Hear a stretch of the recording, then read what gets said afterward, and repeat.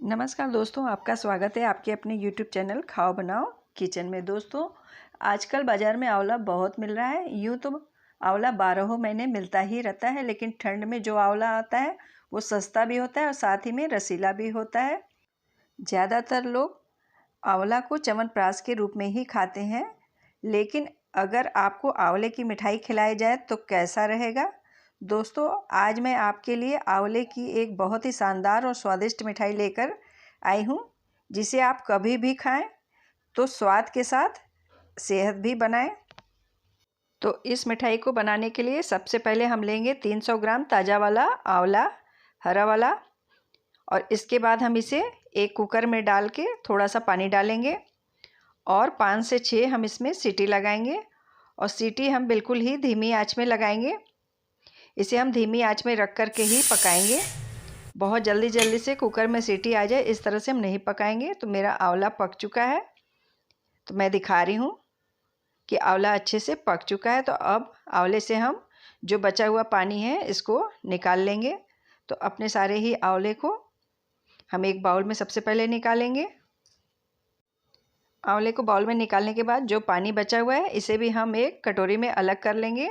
इसे बाल धोते वक्त शैम्पू में हम मिक्स कर देंगे तो ये बहुत ही फ़ायदेमंद रहेगा। तो इसका पानी हम फेंकेंगे नहीं और उबले हुए आंवले को हम फिर से उसी बर्तन में डाल के इसकी बीज निकाल लेंगे।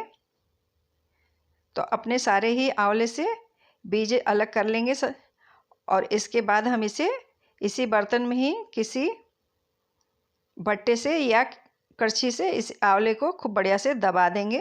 आप देख सकते हैं मेरा आंवला ज़रा भी पानी सोख नहीं हुआ है। तो हमने एक खलबट्टे वाले बट्टे को लिया हुआ है। इसी बर्तन में हम इसे खूब बढ़िया से दबा के महीन सा कर लेंगे। तो आप देख सकते हैं कितना बढ़िया से आंवला दबने के बाद हुआ है। जैसे कि आलू को हम पराठे में भरने के वक्त बनाते हैं, बिल्कुल ही उसी तरह से ये बन के तैयार हुआ है। ये बिल्कुल ही पानी भेजा हुआ आंवला नहीं है, नहीं तो पानी पिया हुआ आंवले की मिठाई अच्छी नहीं होगी। तो इस तरह से हम इसे पहले तैयार कर लेंगे। तो आंवले को तैयार करने के बाद हमने 1/4 कटोरी ली हुई है बादाम और साथ ही में 1/4 कटोरी हमने काजू के टुकड़े को लिया हुआ है।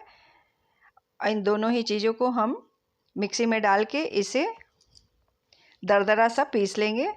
इसका बहुत ज़्यादा हम एकदम महीन वाला पाउडर नहीं करेंगे, बिल्कुल ही पल्स मोड पे हम इसे दरदरा सा कर लेंगे। तो हमने काजू बादाम भी पीस लिया हुआ है। इसके बाद हम लेंगे खजूर। तो हमने आधा कटोरी खजूर लिया हुआ है। इससे हमने इसकी बीज को अलग कर लिया हुआ है पहले से ही।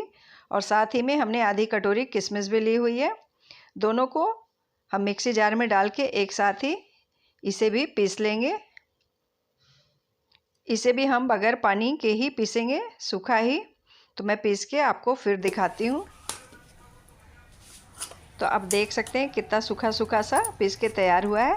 तो इसे हम चम्मच की सहायता से बाहर निकाल लेंगे। दोनों ही मिक्स करके पीसने पे थोड़ा सा टाइट सा इसका डो सा बना हुआ है।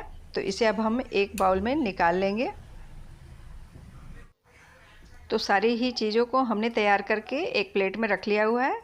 मैं दिखा रही हूँ आपको कि हमने खजूर और किशमिश को पीस के थोड़ी सी इलायची का पाउडर लिया हुआ है, साथ ही में काजू और बादाम के थोड़े से टुकड़े करके रखे हुए हैं। तो अब हम अपनी आंच पे चढ़ाएंगे एक कढ़ाई और उसमें डालेंगे 1 बड़ा चम्मच देसी घी भर के। तो मेरा घी गर्म हो चुका है। तो इसमें हमने जो काजू और बादाम के थोड़े से टुकड़े कर रखे थे इसे हल्का सा गुलाबी कर लेंगे सबसे पहले कढ़ाई के अंदर घी में डाल के। तो इस तरह से ये बिल्कुल ही हल्का सा गुलाबी हो चुका है। तो इसे हम अब बाहर निकाल लेंगे।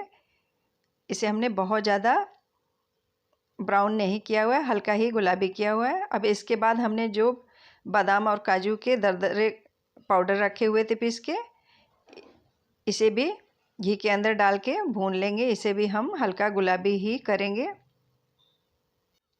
तो बादाम और काजू को हम मीडियम फ्लेम पे ही भूनेंगे, जिससे कि ये जलने न पाए। ये बहुत ही जल्दी से भून जाता है। तो ये गुलाबी हो चुका है। तो अब हम इसके अंदर बादाम और काजू को भूनने के बाद इसके अंदर डाल देंगे जो हमने आंवले का पेस्ट बना रखा था, उसे भी बादाम के अंदर में डाल के भूनेंगे।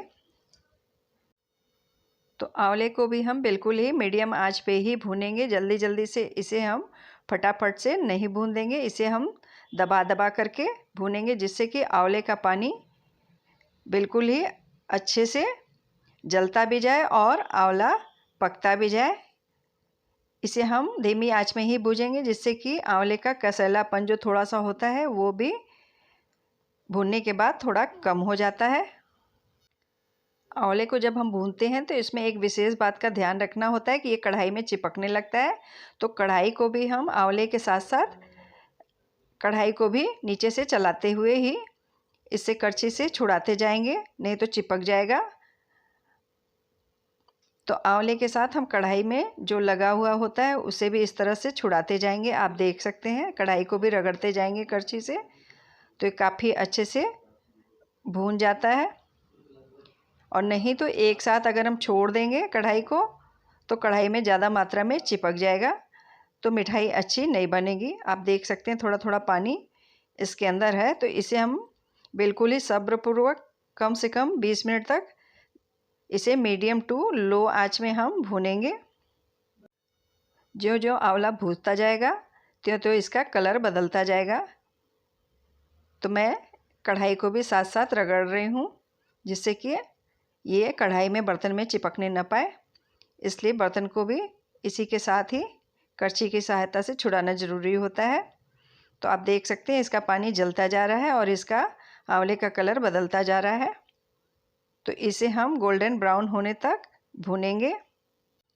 जिस तरह से हम मूंग की दाल का हलवा बनाते हैं उससे बनाने के समय भूनते हैं, बिल्कुल ही सेम मेथड से हम आंवले को भी उसी तरह से भूनेंगे, जिससे ये कढ़ाई में चिपकने ना पाए। आप देख सकते हैं कितने बढ़िया से घी कढ़ाई छोड़ने लग गई है भूनने के बाद। तो जब आंवला अच्छी तरह से भून चुका होता है तो उसकी एक ही पहचान है कि इसका एक एक रवा बिल्कुल ही अलग होने लगता है। तो अब इस स्टेज पर हम इसके अंदर डालेंगे बिल्कुल ही थोड़ा सा गुड़। गुड़ को हमने क्रश करके डाला हुआ है और इसे भी हम मिक्स कर लेंगे इन सारी ही चीज़ों के साथ। दोस्तों हमने गुड़ इसके अंदर बहुत ही थोड़ी मात्रा में डाला है, जिससे कि ये अच्छे से बाइंड हो सके, बस इसलिए ही हमने गुड़ डाला हुआ है, इसकी मिठास के लिए नहीं डाला है। इसमें मिठास लाने के लिए हमने खजूर और किशमिश को पीस के रखा हुआ है, उसे अब हम इसके अंदर में मिक्स कर देंगे। आप देख सकते हैं इसमें हमने चीनी का यूज नहीं करना है, इसलिए हमने इसमें इसे बाइंड होने के लिए थोड़ा सा गुड़ डाला है, जिससे कि ये अच्छे से बाइंड हो सके। गुड़ और किशमिश खजूर को डालने के बाद हम इसे 5 से 7 मिनट तक धीमी आंच में चलाते हुए पका लेंगे। तो सारी चीज़ें गुड़ भी गल जाएगा अच्छे से और सारी चीज़ें मिक्स हो जाएंगी खूब बढ़िया से। इसे हम दबा दबा करके ही मिक्स करेंगे, तभी ये अच्छे से मिक्स हो पाएगा। तो खजूर डालने के बाद इसे हम बहुत ज़्यादा देर तक नहीं भूनेंगे, नहीं तो खजूर और किशमिश बर्तन में चिपकने लगती है और ये जलने लग जाएगा, इसका कलर काला होने लग जाएगा।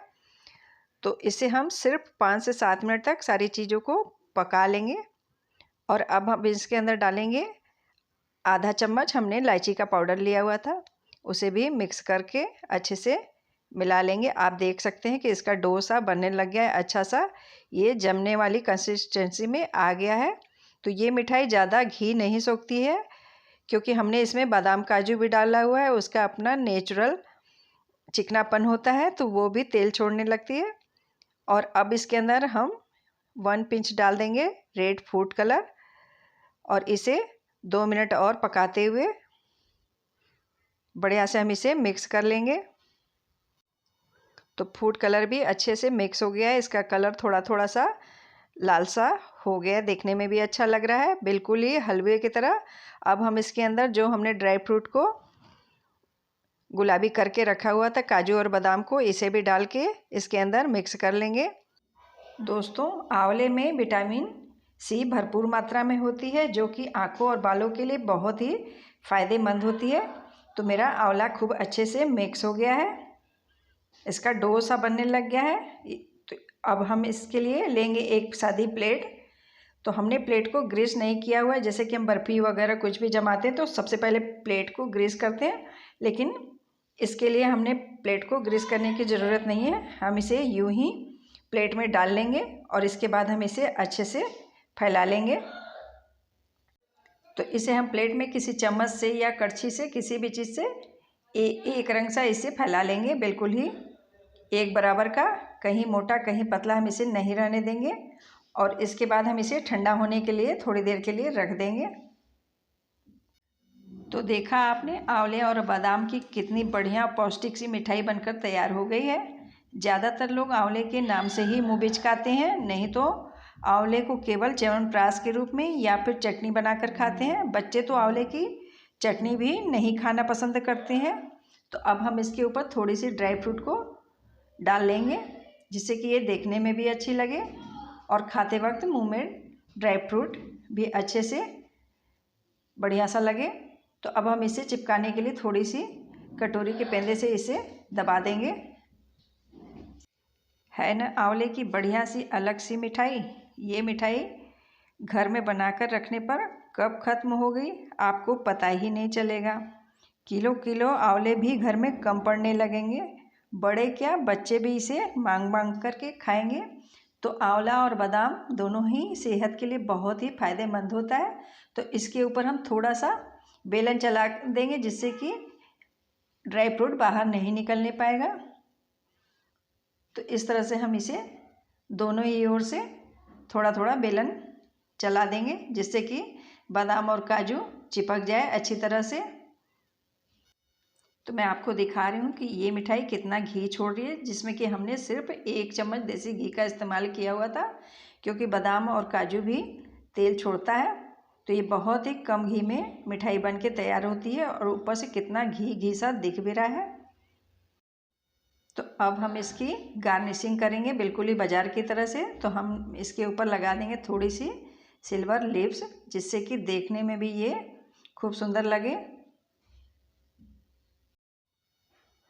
तो देखा आपने ये कितनी बढ़िया सी दिखाई भी दे रही है। ये जितनी बढ़िया दिखाई दे रही है उतनी ही खाने में भी ये टेस्टी और बढ़िया है। तो अब मैं इसे कट कर लूँगी।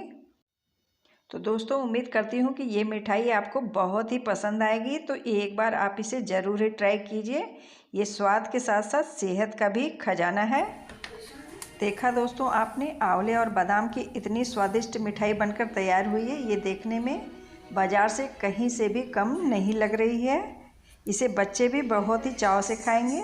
तो जाड़े में गर्मा गर्म दूध के साथ इस मिठाई का एक अलग ही आनंद आएगा। तो इसे आप ज़रूर ही बनाएं, खाएं और अपने पूरे परिवार को खिलाएं।